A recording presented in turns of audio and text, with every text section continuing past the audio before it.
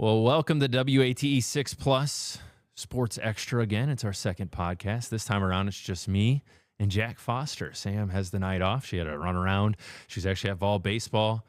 I think it was this afternoon. I don't know whether it was like 3 o'clock that Tony Vitello talked today. Jack said he's studied up on that, ready for this one to get going. And once again, we're talking about it for a second week in a row, Jack. Thank you for joining us, first of all, but we got to talk about pitching. Can't get enough of pitching. I guess that's the most important thing in playoff baseball.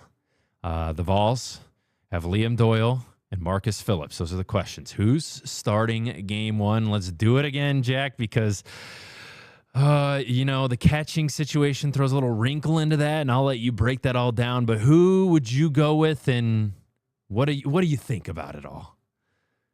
Yeah, I'd go with Marcus Phillips. And, if Tennessee goes with Liam Doyle, it's not that big of a deal. It is obviously very helpful. Tennessee gets an extra day of rest with this being a Saturday-Monday series. Of course, Tennessee's regional ending on Monday. But I would start Marcus Phillips on game one to give Doyle even an extra day of rest. And also, you talked about the catcher. Stone Lawless and Marcus Phillips have numerous starts where they, both of them started, a ton of familiarity there. Every time Stone Lawless started in an SEC series throughout, the season, it was on a game two. I believe he may have had one game three start as well, but he was usually starting one game a weekend there, the first 75%-ish of the whole season, and it was always on game two. So the familiarity's there between Marcus and Stone. I think it's a no-brainer to start Phillips game one, but like I said, it's not as important, I guess, now with Tennessee getting an extra day of rest. And you're guaranteed to throw Liam Doyle and Marcus Phillips at some point, whether it's game one right. or game two. It's just a matter of, is Doyle comfortable throwing to Stone Lawless? Because he's never really done it. He's always thrown to Cannon Peebles. And to give context for those who don't know, Cannon Peebles was ejected in the 8th inning of the regional final. And that means he's suspended for a game, which happens to be game one. So how comfortable do you think Liam Doyle would be throwing to a guy like Stone Lawless? I know that Vitello was kind of like, it doesn't really matter. Well, from your perspective, is Tony just saying that to get the media off his back, or is Tony saying that and it's actually a reality? Which do you think it is? It's probably closer to reality just because of how many reps these guys have. But ultimately, I think it still matters a ton when, live action reps, when you're out there competing, you don't have those reps. In fact, I'm sure Lawless potentially pinch hit, maybe caught an inning or two throughout the season in a game one setting, but it definitely wasn't a lot at all. I think probably the most experience they've had in a live game was Monday night at the very end after Peebles got ejected, when Doyle threw to Lawless to close things out. So yeah, the experience with them two, with Doyle throwing to Lawless in a game, very limited. I actually think the catcher situation with all this is more of a reason to start Phillips in game one than the rest. I think even on 6 days rest, Doyle is going to be fine. It's not that big of a deal. But the catcher thing to me is more of why Phillips should start game one. How important is that game? I mean, obviously, when you're talking, you're like, yeah. Well, it's important because you want to win. But like, if you throw Marcus in that game, how important is game one? Do you think that's a must-win context of this game? Or do you think they do have a chance to take games 2 and 3, even with that situation where we're like, who is going to throw game 3? Yeah. Where are we at? Is game 1 must-win in this situation? I wouldn't say just absolute must-win, but Tennessee, I think the better path to Tennessee winning the Super Regional is just sweeping, is winning games 1 and 2 and being done with it. I think Tennessee's chances to win the Super go down tremendously if it goes to a game 3. Not saying the Vols can't win, which makes, Saturday night not a complete must win. The Vols could win a game 3, but I think they're far less likely to do so than in games 1 or 2 when Marcus and Doyle are on the mound and you can throw your best punch out of the bullpen and just empty the clip with those guys such as A.J. Russell, Brendan Arvidsson, these guys that Tennessee has come to trust here in the postseason out of the pen. So I think Tennessee's going to try and take this in games 1 and 2. Game 3, it's going to get dicey. You'd better hope the offense really comes ready to, play one of their better games of the season, I think. You said something that was kind of interesting to me, that Game 3, A.J. Russell did throw quite a bit in Game 2 of the regional, I want to say, and then he threw in the final as well. He started the final, actually. Opened. Yep. Yeah, he started that one. So where is his situation heading into this regional? Is he a starter? Do you preserve him for a Game 3, or are you like, hey, he's one of our better bullpen arms, let's make sure we win games 1 or 2 if we get in that situation? Where's his situation standing as we head into this super regional? I think Tennessee will have no, I think if the situation calls for it, Tennessee will have no remorse or pump the brakes on putting him in the game. There will be no check in that situation, because if the situation's right, if the game is close, if Tennessee has a narrow lead or is barely trailing, put A.J. Russell out there, because he gives you the best chance to win tonight. You got to try and win games 1 and 2 no matter what. I think they should, 100% try to win games 1 and 2 and get out of there. Now, if Marcus Phillips just completely gets hit around and things get sideways at the snap of a fingers on Saturday night, then maybe you don't throw A.J. Russell. If you're down 5 runs, maybe you try and play a little chess and save him, start him Game 3. But I think that is not very likely. I think these games will be close, especially with what Phillips and Doyle, how they've looked, I should say, especially Marcus last week against Cincinnati.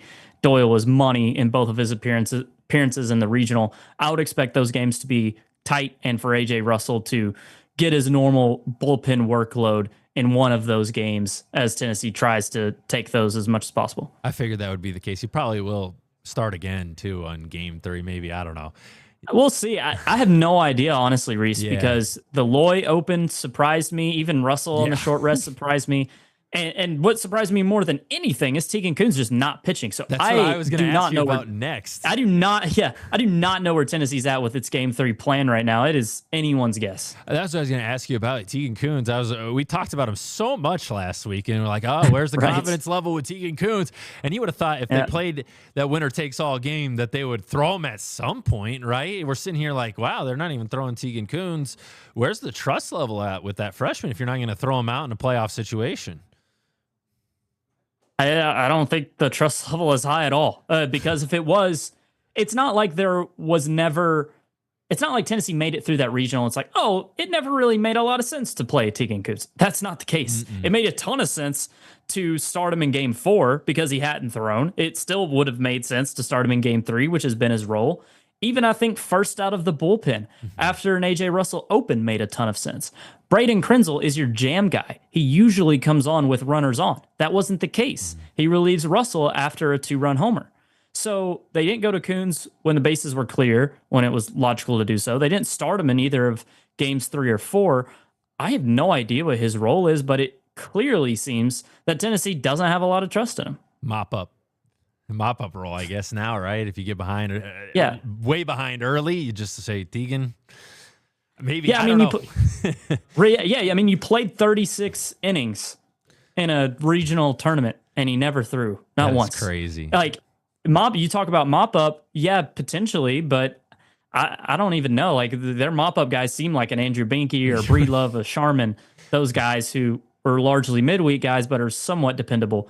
Tegan Kuhn's just feels in an awkward spot right now to where he was a starter, but now he's not even throwing. I don't know if we'll see him in the Super, but I wouldn't put money on it. That's for sure. I'm right there with you because I was so confused not to see him.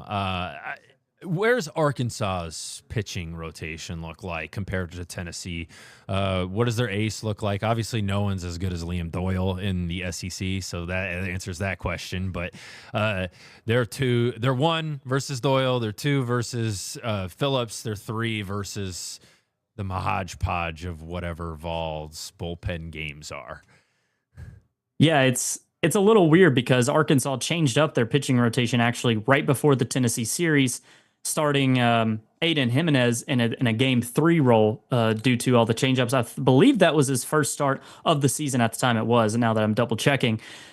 And then they had Hoover, which, isn't a regular series setting, so it's only been one true example of Arkansas doing its normal new starting rotation, I guess, the new look rotation, because in the regional, they start Aiden Jimenez in the game one because it's more of a manageable game, easier game against North Dakota State. Jimenez starts game one, so they move their ace Zach Root back to game two, and then they start Gage Wood in game three, which was only his 8th start of the season.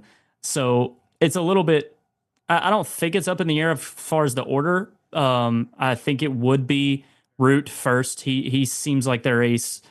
Wood second, Jimenez third, but it's a little bit different because they changed it so late in the season. So I'm not 1,000% sure what Arkansas is going to do, but you can count on those guys definitely pitching significant innings. She's out of the bullpen, who had started a lot of games this season, got taken out of the rotation, has done better in a bullpen role. And then you got, just some other guys, Dylan Carter out of the bullpen, Will McIntyre.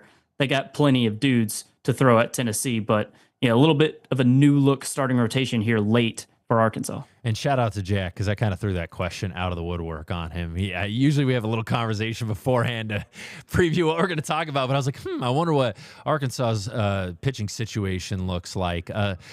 The biggest question I have is there's this thing, and maybe it's, again, last week Sam and I talked about it's things we click on, and maybe that's why it's showing up on my For You page and my TikTok. Yeah, I'm so modern at 32 years old. But a lot of Arkansas fans are talking about how the Razorbacks do it the right way and Tennessee does it the wrong way. They show too much emotions, not enough old school baseball. Put your head down after you hit a home run, and that's the way Arkansas does it. Dave Van Horn, old school approach. Tony Vitello, new school approach, which is hilarious in my opinion, because Arkansas wanted to hire Tony Vitello, or their fans, I should say, not the university. Yeah. Their fans wanted Tony Vitello to come back and be their head coach. What's your take on this new age versus this old age that the players and teams do not probably care about, but these fan bases are just butting heads about? What is your take on that? Yeah, quick thing before I actually answer your question. If Dave Van Horn retired this offseason, don't think for a second Arkansas fans wouldn't want Tony Vitello to be 100%. Their head coach. Top of the list, and there wouldn't even be a close second. So that's the reality with that, no matter what they say. But I think it's great for the sport when you look at it from a wide view of things. You have contrasting styles, and most styles are going to contrast Tennessee's. And I don't think any are wrong. And I think it's good that people disagree with how Tennessee does things. But my opinion on it is that Tennessee wins. So they have, the liberty to do things like that. I mean, if you don't like it, beat them. That's kind of my approach to it. And I also think the energy and the emotion is a good thing, just like I said, for the sport. And I actually identify with that more personally. I think it's just a more fun product as college baseball grows. I think that's good. So, look, Tennessee's not hurting anything. I know words will be said multiple times, maybe more so from Tennessee, but it's probably splitting hairs when it comes right down to it. Do what? Or Wake Forest. Yeah. We won't get into that, though. You can keep going. That's a whole other thing. That's a whole other can. But yeah, I mean, you have guys like Andrew Fisher who just show more emotion, but I don't really think he's hurting anything. The Beck thing a couple of years ago was maybe a bit more extreme, but really since the 2022 team, Tennessee hasn't had a bunch of these types of moments where it's a bad look. I think these teams have been pretty mellow, or at least way more mellow than the 22 team was. And you got guys like Fisher and Doyle who just want nothing more than to win games. And I think that's a very valuable thing when it comes to college baseball, and valuing team before self, which those guys certainly do. I guess that's a question for you, and you kind of answered it a little bit, but this team reminds me a little bit more of that 22 team than last year's team. Do you get that vibe too? Yeah, it felt like last year's team was more buttoned up. The guys had, played together a lot of years, had Simo and Burke had been in the program for a while.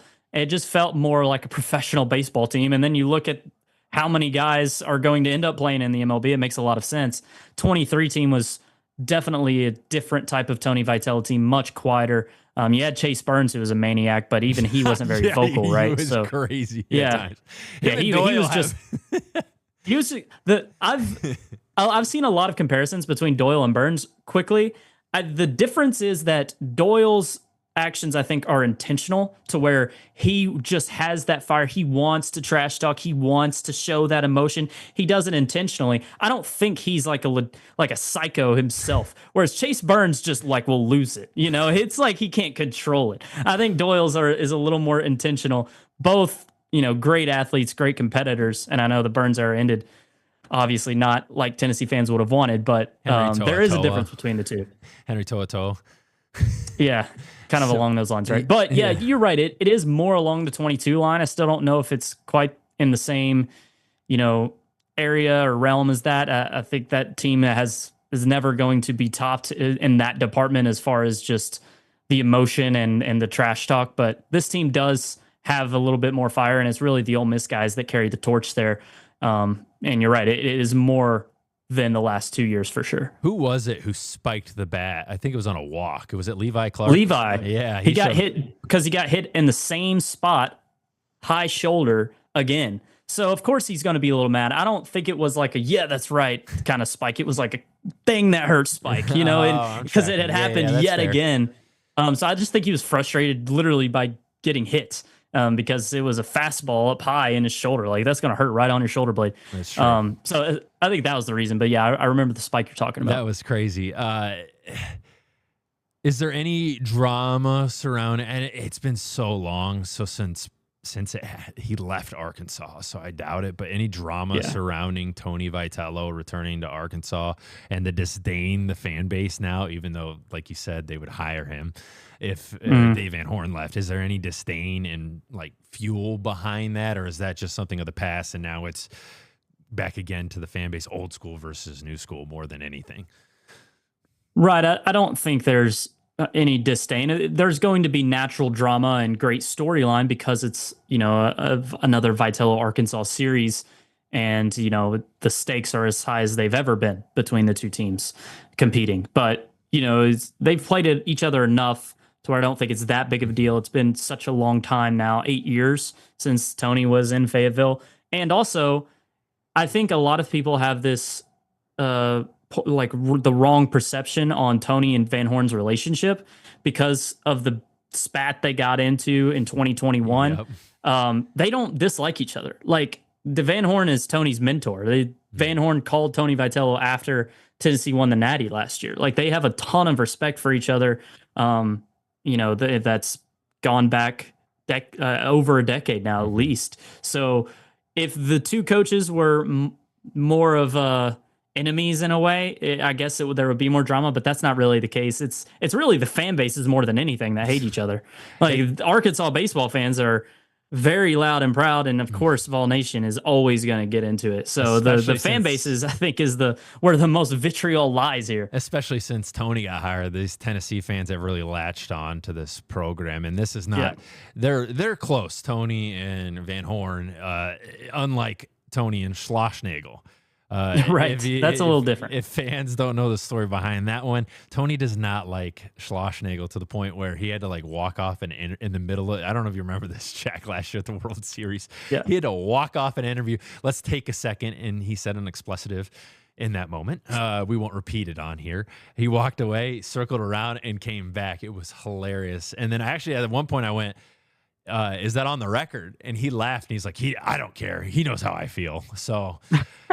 And those two work together at TCU, not to change the subject away from Arkansas, but what a interesting dynamic there is around in college baseball. I feel like the game is growing more than it ever has, and all those dynamics are what's fueling it. But I guess the biggest thing I'm going to ask you now moving forward, you said Tennessee needs to win game 1 and 2 for the most part. They do have a shot in game 3, but they're going to need some offense. What is your take on this series? Who do you think is going to win? What's the final result? You were close last week, by the way. You got it right. You just offer a game by a game. Yeah. Wake winning that game really surprised me. Yeah, man, Arkansas is the better team. The Hogs are at home. It makes so much sense to take Arkansas. The people are coming. But there's just something about Tennessee baseball in the postseason. I'm not going to pick against them. I'm going to say the Vols can find a way. Liam Doyle, what he did last weekend, I was afraid. Like, maybe Liam Doyle just is getting a little in over his head in these big moments because the Arkansas outing was huge. If you win that series, you're slam dunk hosting. Tennessee ended up hosting anyway, but that was a massive start, right? Mm-hmm. And then in Hoover against number one Texas, massive start. Was bad both times. So I'm like, Liam Doyle is going in the wrong direction at the worst time possible. I was a little wary of how he was going to look in the postseason. All those doubts were extinguished last week. What a performance, especially the relief outing from Liam Doyle. The start was amazing against subpar competition in Miami of Ohio, but still, full confidence in Liam Doyle. I think this offense has enough dudes to get the job done. They'll need better production from Hunter Inslee, Dalton Bargo, and probably more consistency from Chapman and Clark. You just need to have a little more balance because I don't think you can rely on Cannon and Manny to be good to great every single game. They just haven't been that consistent. So to have other guys step up this weekend will be huge. But the usual suspects of Keelan, Fisher, and now Dean Curley, who have just been raking the last couple of weeks, I think can be enough for Tennessee to get the job done. But man, you can't make mistakes. Like you can't make unforced errors. They played mostly clean baseball in the regional. Some bad Dean Curley, plays, just actually two, I think. But for the most part, they played cleaner. And if Russell, Arvis, and these bullpen arms can show up, then I think Tennessee can get it done. I'll take Tennessee in 2 games. Bo was walking behind us. Bo Williams, our main male anchor, and he went to Miami of Ohio, so he would be offended by what you just said. No, you were right. I said the same thing on air earlier last week, but I think I have a hard time believing this one doesn't go 3. That's the hard part because I feel like Arkansas is going to find. I mean, that in that stadium. I'll say this: if it goes 3, Arkansas wins. Okay, that's fair. I'm just not going to say what I think because I like to keep the people on my side, So you're taking Arkansas in 3? Probably. Say it. It's fine. Yeah. Look, if you've watched Tennessee baseball all year and you think that saying if it goes to the 3rd game, Arkansas is winning is a bad take, then come on. Like, have you just... That's how this thing has gone. Look, even in a game 3, I know Tennessee ended up winning the regional, but they needed Doyle to do it, right? Like, yes. In that 3rd game, Tennessee lost. Touche. The hard part is you could say this is by far the best super regional, right? Like there's not a better one. I'm like even trying to rack my brain. Look, there'll be interesting ones. Auburn Coastal is fun. Yes. FSU Oregon State could be a barn burner, but look, nothing compares to Arkansas Tennessee this weekend. Oh, the College World Series is angry that these two are playing arguably each other the now. 2 best teams. The best fan bases for sure are having to compete against one another here. Yeah. Yeah. Well, and I looked up the odds today to talk about it. Obviously, Arkansas is your favorite to win it all right now, right? They're a favorite to win. So they're obviously a favorite to win this series. Guess who's top 4 projected to win the title right now? The Tennessee Vols. So you have 2 of the top 4 teams odds-wise in this series. So the winner of this series very well could be in the driver's seat to win the national title. Man, rev your engines. I haven't thought about this until just now, but is the winner of this series the future College World Series winner? That would be what I would say. North Carolina is playing really well. Yes. Auburn's got dudes, but man, it'd be hard pressed for me to pick against Tennessee or Arkansas if whoever wins here. Tennessee obviously has tons of experience, the coach to do it. Arkansas, the Natties eluded them, but man, they're the most talented team in the field. They were the most both are SEC. They were one of the most talented, if not the most talented team before the top 2 seeds got eliminated. I would pick them over Vandy and probably Texas. To be honest with you, I'd have taken them over both of them. Yeah, Hogs just have such good offense this year. It's hard to doubt them. They've always had good arms, but this year they got the bats. So. I think Auburn would be the toss-up. That would be the tough one. But here we are, tossing up this game, right? This series right here. Right. Auburn has good offense and a great ace in Dutton, but the only thing I would worry about them is their pitching depth. If they lose a game in Omaha, I think it's curtains because I don't know if that pitching depth would hold up for the Tigers. But. I guess, Jack, now that we're in the Sweet 16 of baseball per se, who's your favorite to win it all? Is it Arkansas or is it Tennessee? Because you got Tennessee over Arkansas, so I mean... Yeah, you're right. If I was to, go on a sports book and you have to pick one to win the College World Series, man, it's so wide open. It's so tough. I think North Carolina is really good, but I may end up betting on Tennessee. And we haven't talked about LSU.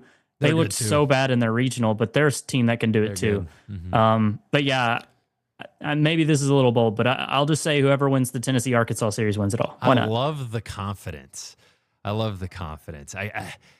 How excited are you for this weekend? I mean, obviously tomorrow it all begins. We get a little extra day here in Knoxville, but I'm sure you're going to be tuning in while you're traveling down. You're going down, correct? Yeah, early Saturday morning. Yep. Oh, how excited are you for all this? Yeah.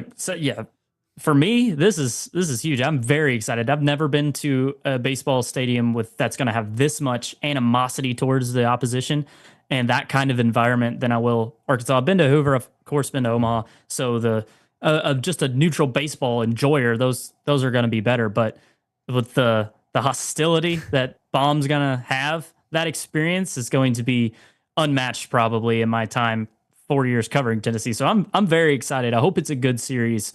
And it can just be great games all the way through. The question I do have now is about the overall look of the SEC for baseball after this regional. Obviously RPI, everything, SEC dominates all of that, but then you get to regionals, and to be quite honest with you, it was kind of disappointing. What was your take on the SEC kind of floundering? Obviously Tennessee, Arkansas, all of them did fine, but there were plenty of Vandy, Texas, your top two seeds. I think it's the first time in 11 years that's happened. What was your take on the SEC not looking great in regionals?